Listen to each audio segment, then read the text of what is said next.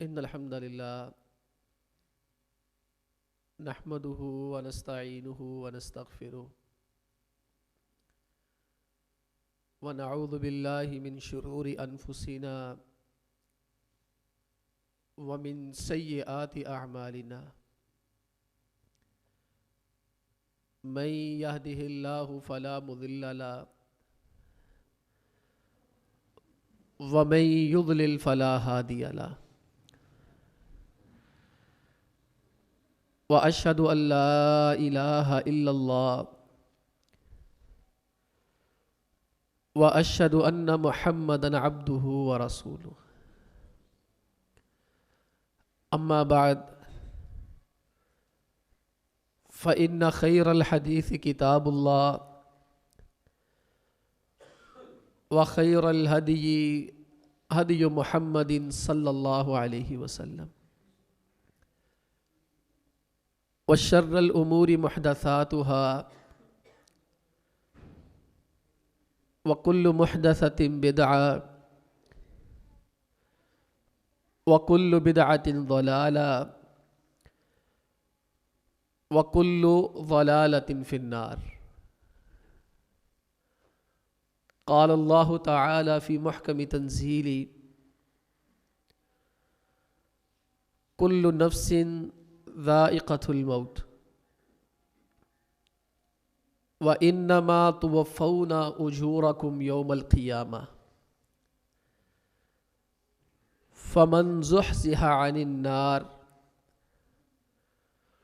وأدخل الجنة فقد فاز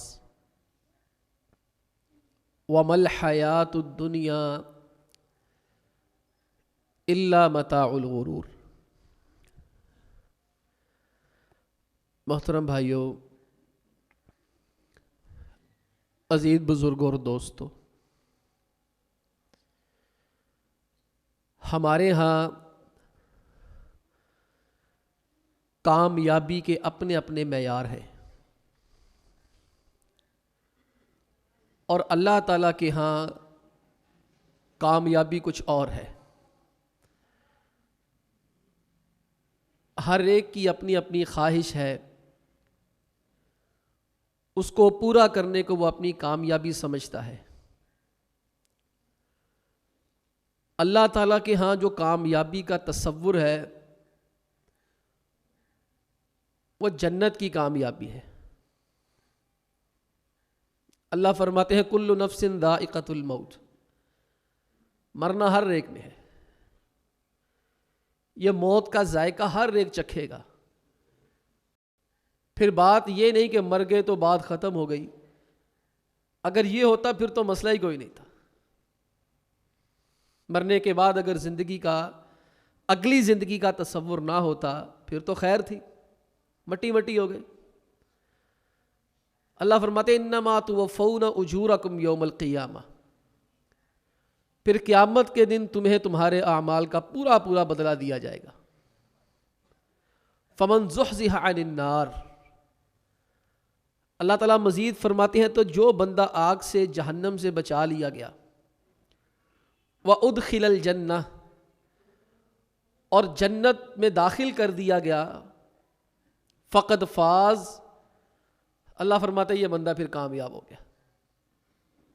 میں نے ابھی عرض کیا کہ ہمارے ہاں کامیابی کا تصور کچھ اور ہے. اللہ رب العالمین کے ہاں حقیقی کامیابی کا تصور یہی ہے کہ بندہ جہنم سے بچے اور جنت کے اندر چلا جائے. لیکن عجیب بات ہے، آج تک کسی بندے نے آ کر یہ نہیں کہا کہ قاری صاحب، مولانا صاحب دعا کرے اللہ ہمیں جنتی بنا دے. آج تک کسی نے نہیں کہا، مجھے تو کسی نے نہیں کہا. لوگوں نے بے شمار دنیاوی دعاؤں کا کہا ہے، کاروبار نہیں چلتا دعا کر دے، بچے نالائق ہیں دعا کر دے، بچوں کے امتحانات ہیں دعا کر دے، اس سے بھی بڑھ کر پاکستان کا کرکٹ ٹیم کا میچ ہے دعا کر دے. دیکھیں نا، ہر ایک کی اپنی اپنی خواہش ہے، اپنا اپنا معیار ہے. مجھے تو ایسا کبھی اتفاق نہیں ہوا کسی نے آ کر یہ کہا ہو کہ حضرت دعا فرمائے اللہ تعالیٰ مجھے جنتی بنا دے، یا کسی نے آ کر کبھی آج تک یہ پوچھا ہو کہ یار یہ جنت ملتی کیسے ہے، ذرا یہ تو بتائیں۔ ہمارا جمعہ کا موضوع ہے نا جنت کی تلاش، تو ہم کسی کو کہنے کی بجائے، کسی سے سننے کی بجائے، ہم سارے اپنے ہی دل کے اندر ابھی جان کے دیکھ لیں، کیا ہم نے کبھی کسی سے جا کر عالم سے کہا ہے کہ میرے لیے دعا کریں اللہ مجھے جنتی بنا دے؟ یا کبھی دل کے اندر یہ تصور پیدا ہوا کہ یار پتہ نہیں میں نے جنت میں جانا ہے کہ جہنم میں جانا ہے، یا میں وہ راستے تلاش کرنے کی کوشش کروں جن کا حتمی نتیجہ جنت نکل جاتی ہے۔ یہ جنت کوئی معمولی چیز نہیں ہے۔ جن کو جنت کی تلاش ہوتی ہے اور حقیقی معنوں میں وہ اپنی آخری زندگی بنانا چاہتے ہیں، تو ان کو جنت کے سوا پھر اور اچھا ہی کچھ نہیں لگتا۔ ان کے لیے پھر سب سے بڑی چیز جو ہوتی ہے نا وہ جنت ہی ہوتی ہے۔ اللہ کے پیغمبر علیہ الصلوۃ والسلام سے بڑھ کر جنت کی تلاش کسے ہو سکتی ہے؟ اور آپ علیہ الصلوۃ والسلام تو جنتی ہیں، بلکہ جنتیوں کے سردار ہیں۔ سب سے پہلے جنت کے دروازے پہ دستک بھی آپ نے دینی ہے۔ سب سے پہلے جنت کا دروازہ بھی آپ علیہ الصلوۃ والسلام کے لیے کھولا جانا ہے، اور سب سے پہلے جنت کے اندر داخل بھی نبی کریم علیہ الصلوۃ والسلام نے ہونا ہے۔ اور آپ علیہ الصلوۃ والسلام جنت کو دیکھ کے بھی آ چکے ہیں، جنت میں جا بھی چکے ہیں معراج میں۔ اس کے باوجود اللہ کے پیغمبر علیہ الصلوۃ والسلام کے اندر جنت کی کتنی تڑپ ہے، جنت کی کتنی خواہش ہے کہ آپ علیہ الصلوۃ والسلام ایک دفعہ صحابہ کو نماز پڑھا رہے تھے، سورج گرہن یا چاند گرہن، سورج گرہن لگا تھا شاید۔ نماز پڑھاتے پڑھاتے اللہ کے پیغمبر علیہ الصلوۃ والسلام جس جگہ پہ کھڑے تھے، مصلی سمجھ لیں مصلی تھا، اللہ کے پیغمبر علیہ السلام تھوڑے سے آگے ہو گئے۔ صحابہ اکرام رضی اللہ تعالی عنہم نے پوچھا اللہ کے پیغمبر علیہ الصلوۃ والسلام خیر ہے؟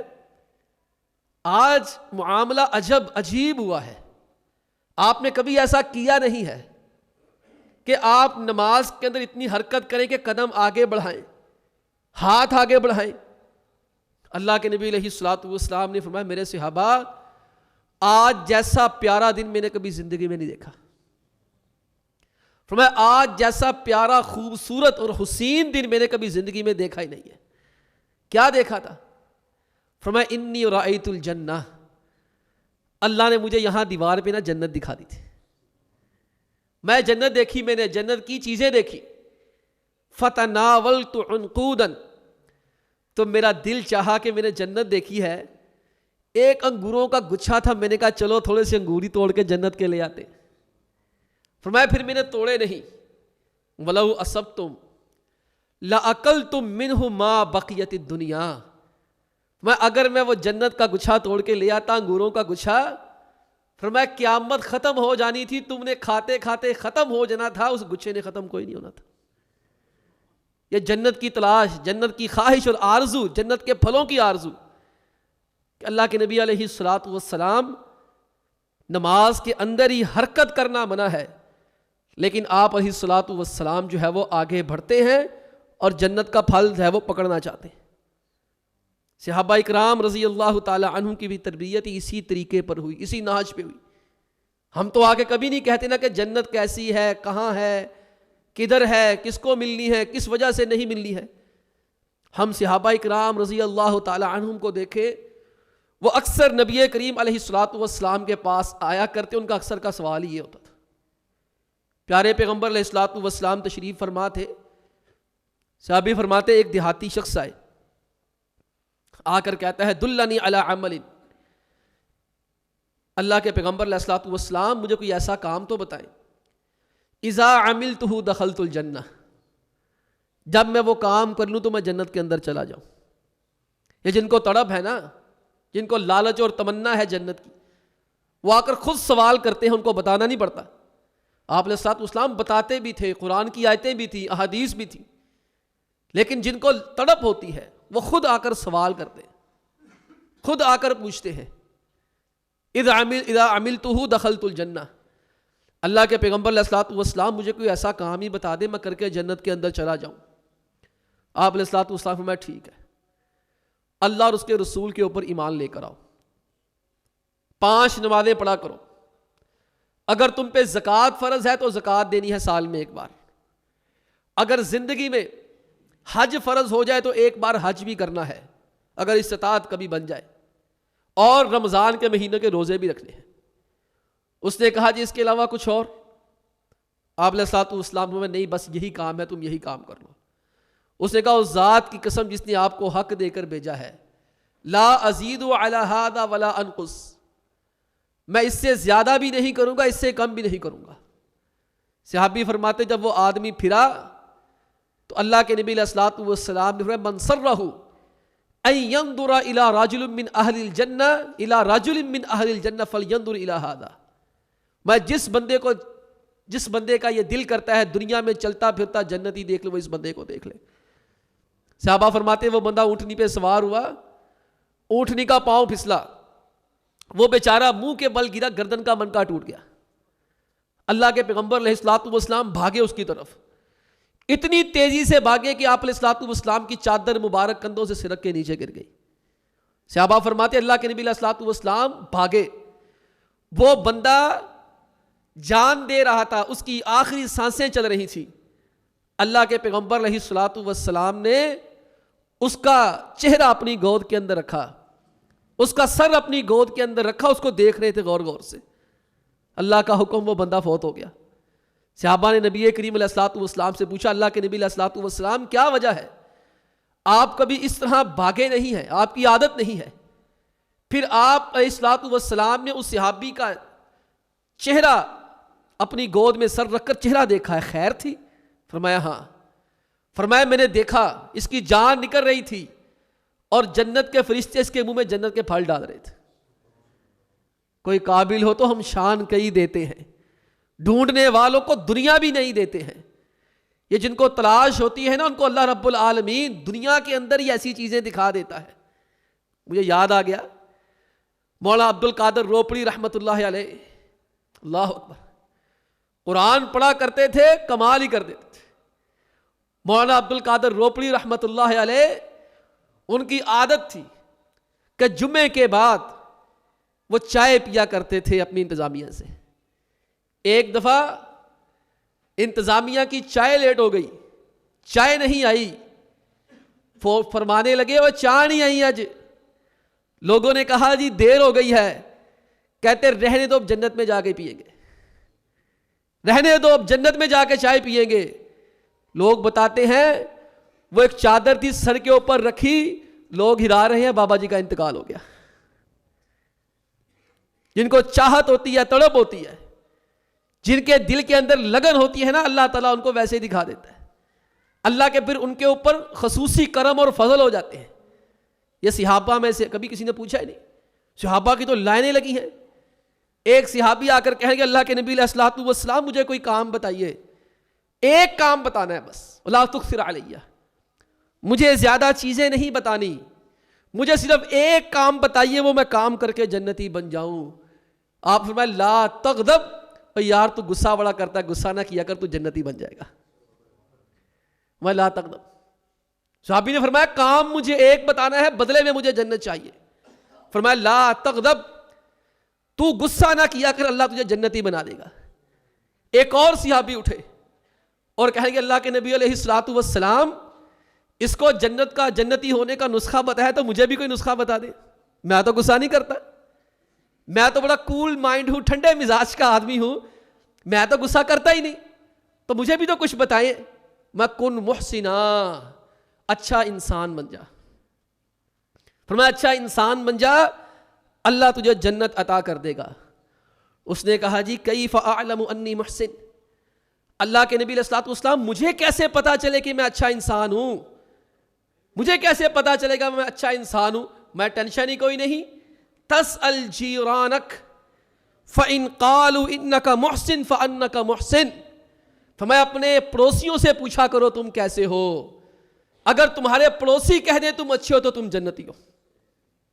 پوچھو اپنے پڑوسیوں سے جا کے، میں تسأل جیرانک، تم کتنے اچھے ہو، میں اپنے پڑوسیوں سے جا کے پوچھو آج. اگر تیرے پڑوسی کہہ دے تو اچھا انسان ہے تو اچھا انسان ہے، جنتی ہے. فَإِن قَالُوا إِنَّكَ مُسِيءٌ فَأَنْتَ مُسِيءٌ، اگر تیرے پڑوسی کہہ دے تو گندا بندہ ہے تو بڑا ہی گندا بندہ ہے. یہ نسخہ دیکھیں جنت میں جانے کا جن کو جنت کی تلاش ہے. ایک اور صحابی آتے ہیں، آ کر کہتے ہیں اللہ کے نبی علیہ الصلوۃ والسلام مجھے بھی کوئی نسخہ بتائیے، مجھے کوئی نسخہ تو بتائے نا ایسا میں جنتی بن جاؤں، مجھے بھی کوئی کام بتا دے. آپ علیہ الصلوۃ والسلام فرمایا لا تشرک باللہ شیئا وان عذبت وحرقت. دیکھیں یہ عقیدہ توحید کتنی بڑی چیز ہے، اور شرک کتنی بڑی نجاست اور گندگی ہے. ایک آدمی نے مکھی کے پر کے برابر اللہ سے شرک کر لیا.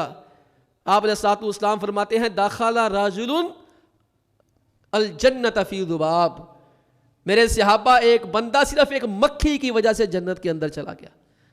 فرمایا اور ایک بندہ صرف مکھی کی وجہ سے جہنم کے اندر چلا گیا. صحابہ نے پوچھا کیسے؟ میں 2 آدمی جا رہے تھے، راستے میں روک لیا ایک مجمع نے، کہا آگے نہیں جانے دیں گے. کیسے جانے دو گے؟ ہمارے بابا جی کے لیے چڑھاوا چڑھاؤ، یہاں ان کے نام کی نظر نیاز دو، اللہ کے برابر کرو، پھر آگے جانے دیں گے. کہنے لگ بھی ہمارے پاس تو ہے ہی کچھ نہیں. انہیں کہا وَلَوْ ذُبَاب، ٹھیک ہے کوئی چیز نہیں، ایک مکھی دے دو، مکھی کا چڑھاوا چڑھا دو. چادریں چڑھانا بہت دور کی بات ہے، پیسے درباروں مزاروں پہ لٹانا بہت بڑی بات ہے. تم ایسا کرو ایک مکھی پکڑو، بابا جی کے نام کی مکھی دے دو. یہ بابا جی دربار دے نام دی، یہ ڈولے شاہ کے چوہے نہیں پھرتے، بابا جی کے نام کے. انا للہ و انا الیہ راجعون. گجرات کے اندر ہے نا یہ دربار، آپ دیکھتے ہیں نا مانگتے ہیں بھکاری. کیا ہوتا ہے وہ کہ بھئی ہماری اولاد پہلی ہوگی، یہ بابا جی ڈولے شاہ کو دے دیں گے، یہ ڈولے شاہ کے چوہے جا رہے ہیں. انا للہ و انا الیہ راجعون. ایسے بندوں کا کیا بنے گا؟ فرمایا ایک بندہ مکھی کی وجہ سے جنت کے اندر چلا گیا اور ایک بندہ مکھی کی وجہ سے جہنم کے اندر چلا گیا. صحابہ نے پوچھا کیسے؟ فرمایا جا رہے تھے، ایک جتھا کھڑا تھا، کہنے لگے اگر یہاں یہ رستہ کراس کرنا ہے تو غیر اللہ کے نام کی نظر دینی پڑے گی، ہمارے بت کے لیے ایک مکھی چاہے 2 وہ بھی دے کے پھر جاؤ گے. اس نے کہا عش الذباب، وہ مکھی کیا ہوتی ہے؟ اس نے ایسے کر کے مکھی پکڑی، چلو جی یہ تاڑے بابے دے نام دی. میں یہ بندہ جہنم کے اندر چلا گیا. اور دوسرا بندہ اس نے کہا نہ بھائی نہ، میں اللہ کے ساتھ شرک نہیں کرتا، یہ نظر ایک عبادت ہے اور غیر اللہ کی عبادت میں کبھی نہیں کرتا، میں تو ایک اللہ کو ماننے والا موحد ہوں. ان ظالموں نے اس کے ٹکڑے ٹکڑے کر کے اس کو قتل کر دیا. میں یہ جو مر گیا توحید کے لیے جنت کے اندر چلا گیا، اور جس نے توحید چھوڑ کے شرک کو اپنا لیا یہ مکھی کی وجہ سے جہنم میں چلا گیا. یہ صحابی آئے پوچھنے اللہ کے نبی علیہ الصلوۃ والسلام کو مجھے کام بتائیں، کام کر کے مجھے جنت مل جائے. میں لا تشرک باللہ شیئا وان عذبت وحرقت، میں خواہ تجھے لوگ کتنا ہی ماریں پیٹیں تکلیف دیں، لوگ تجھے جلا کے راکھ کر دیں، تجھے اللہ کے ساتھ شرک نہیں کرنا، اللہ تجھے بدلے میں جنت عطا کر دے گا. اور یہ معاذ بن جبل رضی اللہ تعالی عنہ یہ بھی آئے، خاص الخاص صحابی، کہے کہ اللہ کے نبی علیہ الصلوۃ والسلام مجھے آپ بتائیے، مجھے آپ کوئی ایسی چیز بتا دیجئے کہ کرنے کے بعد میں جنت میں چلا جاؤں، جہنم سے محفوظ رہ جاؤں. یہ صحابہ اکرام میں صرف میرے 5 واقعات عرض کیے، صحابہ کے 5، اگر کتابوں میں تلاش کریں تو پتہ نہیں کتنے صحابہ اکرام کے واقعات مل جائیں گے. آج ہمیں نہ ابن تیمیہ رحمہ اللہ کی کیا بات ہے، آج ہمیں جنت کا ادراک نہیں، جنت کی وسعتوں کی اور اس کے اندر جو چیزیں ملنی ہیں ان کی خبر نہیں، نہ کوئی ان کی تانگ ہے، نہ ان کا شوق ہے، نہ تلاش ہے. ابن تیمیہ رحمہ اللہ فرمایا کرتے تھے ان فی الدنیا جنہ من لم یدخلها لم یدخل فی جنت الاخرہ. فرمایا دنیا کے اندر بھی نا جنت کے مزے ہوتے ہیں. میں کچھ لوگ ہوتے ہیں اللہ تعالیٰ ان کو دنیا کے اندر جنتوں کے مزے دیتا ہے، اور ابن تیمیہ فرماتے ہیں یاد رکھو جس بندے کو دنیا میں جنت کا مزہ نہ ہے اس کو آخرت میں جنت بھی کوئی نہیں ملی. آپ دیکھیں کبھی ہمیں جنت کا مزہ آیا؟ ہمیں کہاں مزہ آنا ہے جب تلاش ہی نہیں ہے، جب چاہت ہی نہیں ہے، جھوٹی چاہت ہے، جھوٹی رغبت ہے. جن کے اندر سچی رغبت اور سچی چاہت تھی، یہ انس بن نضر رضی اللہ تعالی عنہ و ارضاہ، اللہ کے نبی علیہ الصلوۃ والسلام کے صحابی۔ انس بن مالک رضی اللہ تعالی عنہ کے چچا لگتے تھے رشتے میں، یہ جنگ بدر سے پیچھے رہ گئے۔ ان کو بڑا اس چیز کا قلق اور دکھ تھا کہ یار میں پیچھے رہ گیا، حالانکہ جنگ بدر کا میدان اتفاقاً سجا ہے۔ اللہ کے ہاں وہ اتفاقی نہیں تھا، اللہ رب العالمین کے ہاں وہ روز اول سے طے شدہ تھا کہ ایسا ہونا ہے۔ لیکن اللہ کے نبی علیہ الصلوۃ والسلام کے صحابہ جنگ کے لیے نہیں نکلے تھے، تیاری کے لیے نہیں نکلے تھے، باقاعدہ جیسے ایک جنگ کی تیاری کی جاتی ویسے نہیں تھا۔ بس ان کو یہ کہا گیا تھا وہاں قریش کا ایک قافلہ آ رہا ہے، اسے روکتے ہیں، اس سے جو حاصل ہو جائے گا وہ جناب تمہارے اندر تقسیم ہو جائے گا، تمہاری معیشت اچھی ہو جائے گی۔ اور اللہ تعالیٰ چاہتے تھے مسلمانوں کا ایک دفعہ نا ایمانی معیار ایمان چیک ہو جائے۔ ان کو میں ایسے ہی بے سر و سامان بدر کے میدان میں جا کے لڑواؤں تو صحیح 950 سے 1000 سے 313 کو بغیر کسی ساز و سامان کے پتہ چلے یہ ہے کیسے۔ اللہ تعالیٰ کا ارادہ یہ تھا، اللہ رب العالمین نے اس ارادے کے تحت مڈبھیڑ کروائی۔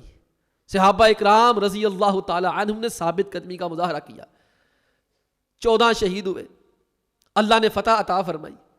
اب صحابہ اکرام رضی اللہ تعالی عنہم جو شریک نہ ہو سکے، ان میں سے کچھ جیالے بھی تھے، کچھ دلیر بھی تھے، کچھ شجاع بھی تھے، کچھ جذباتی اور اعلیٰ قسم کے جیالے تھے۔ ان میں جناب انس بن نضر رضی اللہ تعالی عنہ بھی تھے۔ ان کو بڑا بار بار بدر یاد آنی، انہوں نے بار بار کہنا یار ایک دفعہ موقع مل جائے، میں اپنی بہادری اور شجاعت کے جوہر نہیں دکھا سکا، اللہ مجھے ایک دفعہ موقع دے دینا تو میں اللہ کے فضل و کرم سے ایسی جنگ کر کے دکھاؤں گا، کسی نے کیا جنگ کی ہوگی ویسی، میں ان سب سے آگے نکل جاؤں گا۔ اللہ رب العالمین نے جنگ احد کے اندر موقع دیا، جہاد ہو رہا تھا، مسلمانوں کو شروع میں فتح مل رہی تھی، اچانک مسلمانوں کی مس مینجمنٹ کی وجہ سے، تھوڑی سی اجتہادی غلطی کی وجہ سے فتح شکست کے اندر بدل گئی۔ اللہ کے نبی علیہ الصلوۃ والسلام کے دندان مبارک شہید ہو گئے، آپ علیہ الصلوۃ والسلام کے رخسار مبارک پہ زخم آ گئے، آپ علیہ الصلوۃ والسلام لہو لہان ہو گئے، گر گئے، زخم آ گئے، 70 صحابہ اکرام رضی اللہ تعالی عنہم شہید ہو گئے۔ ایسے موقع پر جب دفاعی حکمت عملی پہنائی جائز ہے، صحابہ اکرام رضی اللہ تعالی عنہم نے دفاعی حکمت عملی اپنائی اور نبی کریم علیہ الصلوۃ والسلام کے تحفظ کے لیے آپ علیہ الصلوۃ والسلام کے ارد گرد جمع ہو گئے۔ اب کافر میدان کے اندر بظاہر غالب ہے دنیاوی اعتبار سے، صحابہ اکرام رضی اللہ تعالی عنہم پیچھے ہٹ رہے تھے، دفاعی پالیسی مورچے پہ احد پہاڑ کے ایک طرف جا رہے تھے۔ ایسے میں جناب انس بن نضر رضی اللہ تعالی عنہ جو کہا کرتے تھے مجھے ایک دفعہ موقع مل جائے نا تو میں بتاؤں گا کہ لڑائی کیسے کی جاتی ہے، جہاد اور قتال کیا کیسے جاتا ہے۔ یہ جناب سارے مسلمان دفاعی حکمت عملی اپنا رہے ہیں، یہ اکیلے ہی شیر بن کے تلوار پکڑی ہوئی ہے اور آگے جا رہے ہیں، فتقدم بسیفہ، تلوار باہر نکالی اور آگے جا رہے ہیں۔ جناب انس بن نضر رضی اللہ تعالی عنہ کو سعد بن معاذ رضی اللہ تعالی عنہ مل گئے، کہنے لگے انس آپ کس طرف جا رہے ہیں؟ وہاں اس طرف مت جائیے، دشمن ہے، وہاں جان کا خطرہ ہے۔ کہتے سعد آج مت روکو، انی اجد ریح الجنت دون احد، اللہ کی قسم مجھے احد کے پیچھے جو ہے وہ جنت کی خوشبو جو ہے وہ سنگائی دے رہی ہے۔ یہ جن کو جنت کی تلاش ہے اللہ دکھاتا ہے۔ شارحین نے لکھا ان کو واقعتاً جنت کی خوشبو آ رہی تھی۔ سعد نے کہا مجھے جنت کی خوشبو آ رہی ہے، مجھے لگ رہا ہے وہاں پر جنت ہے، وہاں میری موت نہیں ہے۔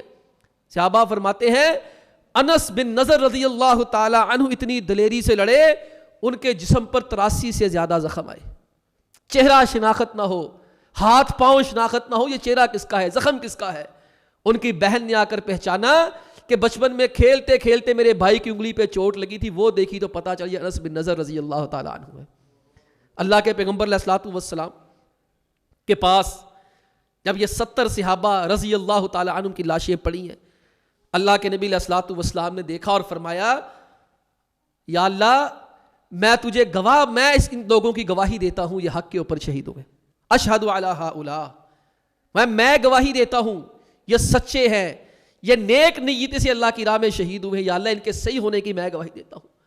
صحابہ فرماتے اس کے بعد نبی کریم علیہ الصلوۃ والسلام نے فرمایا میری بات سنو، میں جتنے بھی یہاں پر شہید پڑے ہوئے ہیں نا، یہ جب قیامت کے دن اٹھیں گے ان کا لہو ایسے ہی نکل رہا ہوگا، میں رنگ تو لہو کا لال ہوگا مگر اس کے اندر جو خوشبو وہ کستوری اور مسک کی آ رہی ہوگی۔ کہ جن کو جنت کی تلاش ہوتی ہے اللہ تعالیٰ ان کے لیے راستے آسان کرتا ہے۔ آج ہمیں اپنی فکر نہیں ہے، اپنے بچوں کی فکر نہیں ہے۔ کسی نے آج تک نہیں کہا دعا کرو ہمارے بچے عالم دین بننا، تو لوگ ڈرتے ہی بڑے ہیں، دیندار بنانے سے تو لوگ گھبراتے ہی بڑے ہیں، پتہ نہیں یہاں ہو کیا جانا ہے، پتہ نہیں اس نے بھوکا مر جانا ہے، پتہ نہیں اس بیچارے کا بننا کیا ہے، الا ماشاء اللہ۔ کبھی کسی نے آ کر یہ دعا نہیں کروائی کہ میرے بیٹے کو اللہ تعالیٰ عالم دین بنا دے، باعمل عالم دین بنا دے، یا اللہ تعالیٰ میرے بیٹے کے لیے جنت بنا دے۔ اور بھائی جس ماں اور باپ کو اپنی جنت کی فکر نہیں ہے اسے بچوں کی جنتوں کی فکر کیا ہونی ہے۔ یہ صحابہ اکرام رضی اللہ تعالی عنہم ہے۔ ام حارثہ بن سراقہ رضی اللہ تعالی عنہ، یہ ایک خاتون ہے انصاریہ، صرف ایک ہی ان کا بیٹا ہے، انتہائی بوڑھی ہے، بیٹا صرف ایک ہے، جناب حارثہ بن سراقہ رضی اللہ تعالی عنہ۔ اور کوئی کمانے والا نہیں، گھر کے کام کرنے والا نہیں، رشتہ دار بھی کوئی نہیں، ایک ہی بچہ ہے بس کمانے والا اور ان کی جو ہے وہ خدمت کرنے والا، اور ہے بھی اچھا بچہ، والدہ کی خدمت بھی بڑی ماشاءاللہ بھرپور کرتا ہے۔ یہ جنگ بدر کے اندر اللہ کے نبی علیہ الصلوۃ والسلام کے ساتھ چلے گئے جناب حارثہ بن سراقہ رضی اللہ تعالیٰ عنہ۔ اب جنگ بدر کے اندر گئے ہیں، صحابہ فرماتے ہم جو ہے وہ ابھی لڑنے کا آغاز کرنے لگے تھے، کچھ ہونے لگا تھا، معاملہ زیادہ سیریس نہیں ہوا تھا، پتہ نہیں کس طرف سے تیر آیا اور حارثہ بن سراقہ رضی اللہ تعالیٰ کو لگ گیا اور وہ شہید ہو گئے۔ ماں کا اکلوتا وارث، اکلوتا سہارا، اللہ رب العالمین نے اپنی راہ میں قبول کر لیا۔ اب یہاں پر ماں کا آپ حوصلہ دیکھیں اور ماں کا دل دیکھیں۔ یہ جو آج بھی 16 دسمبر کو واقعات ہوئے ہیں اللہ جانتا ہے، ان کی ماؤں کا جو پڑا ہے کلیجے آج بھی دکھتے ہیں۔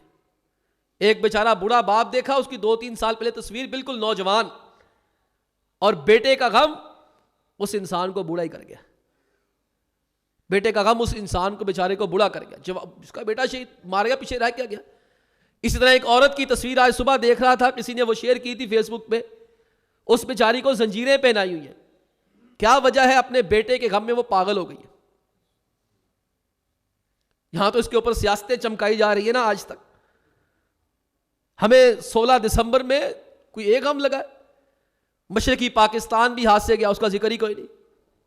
سقوط ڈھاکہ بھی 16 دسمبر 1971 کو ہوا، اور عجیب اتفاق ہے باجوڑ کے مدرسے پہ بمباری بھی 16 دسمبر کو کی، وہاں بچے شہید کیے گئے، اور آرمی پبلک اسکول پہ حملہ بھی 16 دسمبر کو کیا گیا۔ ہمارے یہ سارے زخم ہیں، ساری تکلیفوں کی بات ہے، لیکن آپ کو میں عرض یہ کرنا چاہوں، اس ماں کو دیکھیں جس کو بیڑیاں زنجیریں پہنائی گئی ہیں، اس کے اوپر پاگل پن کے دورے پڑتے ہیں کہ میرا بیٹا چلا گیا۔ پتہ نہیں کتنے آج بھی ان کے انٹرویوز آئے، وہ رو رہی ہیں بیچاری، آج تک تکلیف کے اندر ہے، اور آج تک توفیق نہیں ہوئی ہے۔ وہ رپورٹ بھی کمیشن بنا، رپورٹ منظر عام پہ نہیں آ رہی، رپورٹ آ چکی ہے، کسی کی جرت نہیں اس رپورٹ کو عام کر کے ان کرداروں کا تعین کرے جن کی وجہ سے ملک کے اندر یہ حملہ ہوا ہے، یہ کیا ہے یا کروایا گیا ہے۔ پتہ چل اس رپورٹ کے اندر ساری چیزیں کہ کون کون لوگ پاکستان کے اندر کے لوگ اس حملے کے اندر ملوث ہیں، ان کا ذکر ہے۔ نہ حمود الرحمان کمیشن رپورٹ منظر عام پہ آئی، نہ یہ رپورٹ کبھی منظر عام پہ آئے گی۔ افسوس اور دکھ کے ساتھ کہنا پڑتا ہے۔ باہر کیف عرض میں یہ کر رہا تھا، بچوں کے معاملے میں فکر کریں، بچے ہمارے کس طرف جا رہے ہیں ذرا دیکھیں، غور کریں۔ یہ بچہ شہید ہو گیا ہے، ماں اللہ کے نبی علیہ الصلوۃ والسلام کے پاس آ کر کہتی ہے، اللہ کے پیغمبر علیہ الصلوۃ والسلام، الا تحدثنی عن حارثہ، یہ آپ مجھے حارثہ کے بارے میں کیوں نہیں بتا رہے، مجھے اس کے بارے میں کچھ بتائیے۔ فَإِن كَانَ فِي الْجَنَّةِ صَبَرْتُ، اگر تو میرا یہ بچہ جنت میں، پھر تو میں صبر کر لوں گی۔ یہ صبر نہیں ہوتا ماں سے، لیکن یہ ماں خود آ کر کہتی ہے فَإِن كَانَ فِي الْجَنَّةِ صَبَرْتُ، کتنی فکر ہے اس کو میرا بچہ جنت میں جائے جہنم میں نہ جائے۔ میں اللہ کے نبی علیہ الصلوۃ والسلام، مجھے حارثہ کے بارے میں بتائیے، اگر وہ جنت کے اندر چلا گیا ہے پھر میں صبر کروں گی، میں ایک آنسو نہیں بہاؤں گی۔ وَإِن كَانَ، اگر وہ جنت کے علاوہ جہنم میں چلا گیا ہے نا، اجتہدت علیہ البکاء، میں ایسا روؤں گی کہ میرے آنسو کبھی ختم نہیں ہوں گے۔ اللہ کے نبی علیہ الصلوۃ والسلام نے فرمایا یا ام حارثہ انہا جنان فی الجنہ، اور حارثہ کی ماں جنت کو یہ کہ اللہ کی جنتیں بڑی ہیں، جنتوں میں پتہ نہیں کتنی جنتیں ہیں۔ وَإِنَّ ابْنَكَ أَصَابَ الْفِرْدَوْسَ الْأَعْلَىٰ، تیرے بیٹے کو اللہ نے فردوس اعلیٰ دے دی ہے، جنت الفردوس عطا کرتی ہے۔ تو اس بات پہ غمگین ہے، پریشان ہے، پتہ نہیں تیرا بچہ جنت میں گیا کہ نہیں گیا، تیرا بچہ دنیا اللہ تعالیٰ کی سب سے اعلیٰ جنت جنت الفردوس کے اندر چلا گیا ہے۔ آج دیکھ لیں بھائیو، ہم کسی کو سوال نہ کریں، کسی کو جواب نہ دیں، اپنے اقبال کہتے ہیں اپنے من میں ڈوب کے پا جا سراغ زندگی، تو میرا نہیں بنتا نہ بن اپنا تو بن۔ لوگوں کی جنت و جہنموں کے فیصلے کرنے کتنے آسان ہیں، ایک دوسرے کی جنت اور جہنموں کے فیصلے کر رہے ہیں، اپنا پتہ ہی نہیں خود جنت میں جانا ہے کہ جہنم میں جانا ہے۔ اللہ کے بندو، آج اکیلے بیٹھ کے غور کریں ہم سارے، کیا ہمیں جنت کی تلاش ہے؟ اگر ہے تو کیا ہمارے اعمال ایسے ہیں جنت میں لے جائیں گے؟ اللہ سے دعا ہے کہ اللہ ہم سب کو جس طرح یہاں اکٹھا کیا ہے، اللہ تعالیٰ اسی طرح ہمیں اپنی جنتوں میں اکٹھا کرے، جنت الفردوس میں اکٹھا کرے۔ وآخر دعوانا ان الحمد للہ رب العالمین۔